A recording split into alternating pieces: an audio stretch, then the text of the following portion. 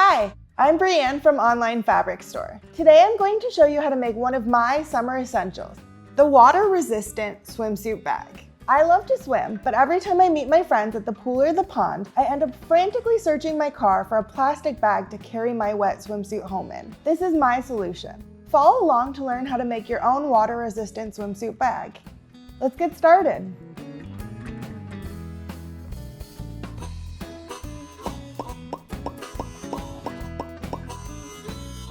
For this project, you need a zipper and some water-resistant fabric. For my lining, I'm using a 210 denier nylon coated with urethane that we sell in 10 different colors. I would not recommend going much thicker than that for this bag, as it will end up quite stiff. You can make your bag any size that you'd like, but I prefer mine to be about 7 by 10 inches. If your folded swimsuit wouldn't fit in this size bag, it's easy to follow these instructions and just scale up.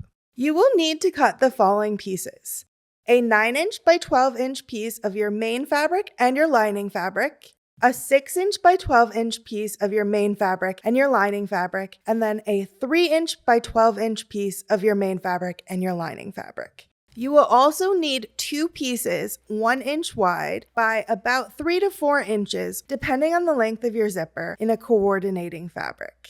You will need to use this scrap nylon to cover the edges of your zipper. This step is optional, but it gives the bag a nice finished look, and it's a great way to incorporate a pop of color. It's especially helpful to do this step if you need to shorten your zipper like I do.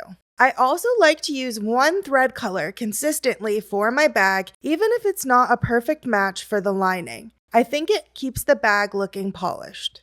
Decide how long you need your zipper to be. You want the zipper plus zipper edging to be 12 inches long for this bag, so I'm going to use about 9 inches of zipper, which I will mark.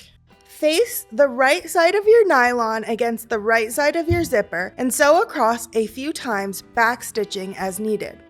Flip the nylon over and top stitch very close to the edge.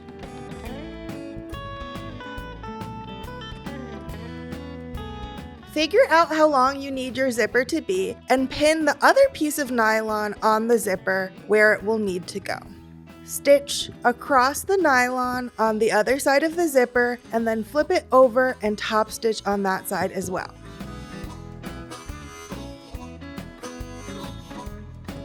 Trim your zipper to 12 inches long, making sure the zipper cover is equally long on both sides and your zipper is centered.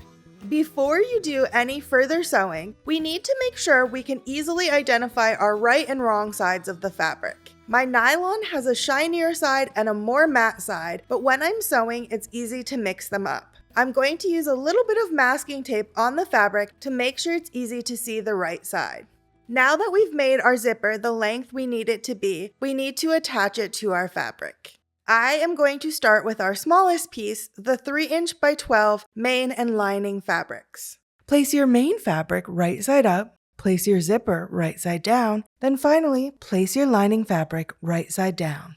You don't want to use any pins for this project, as they can leave holes in the fabric that will impact its water resistance and appearance. I will be using clips. Sew a seam close to the zipper using a zipper foot if you have one. Sewing the bag can be a little bit tricky, as your water-resistant fabric can be very slippery.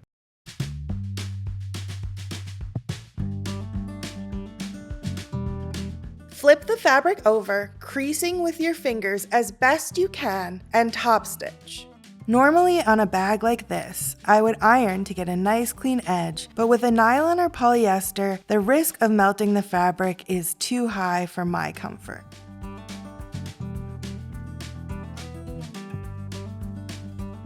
We are going to repeat these last 2 steps exactly the same with the 6 by 12 inch pieces of fabric.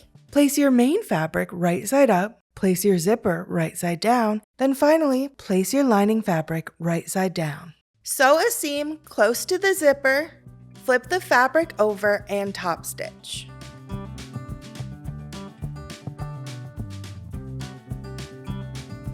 Now your front is complete. Lay it flat and measure it. Depending on how wide you made your seams when sewing your zipper, it might end up a little smaller or larger than 9 by 12. If it's larger than 9 by 12, simply trim it down until it's the correct size. If it ends up a little smaller than 9 by 12, you will have to trim down your 9 by 12 main and lining fabrics to the same size. Place your fabrics on your table in this order: 9 by 12 main fabric right side down, 9 by 12 lining fabric right side up, completed front panel right side up. Take your time and clip everything together securely. This is the step in which subtle shifts in the fabric are prone to happening. Sew a very narrow seam all the way around the bag.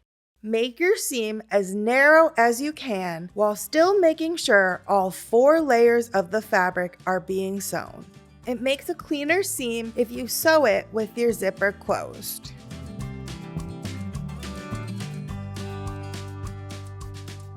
Trim your seam allowance to about 1/8 of an inch. Trim triangles off the corners without cutting into the stitching.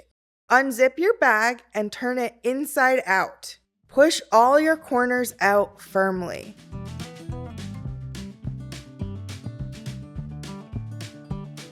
Sew another seam all the way around the bag, wide enough to fully encapsulate your previous seam. Depending on the thickness of your fabric and how much you trimmed, this will be about 1/4 to 1/2 inch. Backstitch at the beginning and end.